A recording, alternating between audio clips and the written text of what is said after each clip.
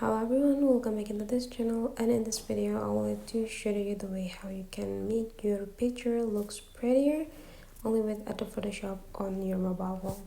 Open your Photoshop in mobile version on your phone and tap into this photo editor and then pick the picture to create a new project.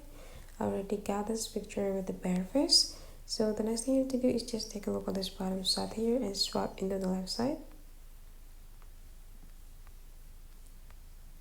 And there could be an option of makeup there, so just tap it. Now that could be lip and eyes, so you just need to pick the lip color that you want, and then the filter could be popping up, and then you just need to go pick the color that you want to add here.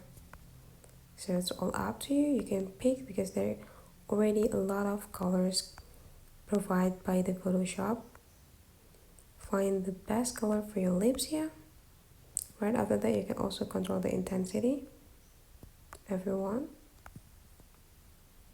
It could be, I could say this one is much more perfect. Yes. And then you can also going through the next, which is the eyes.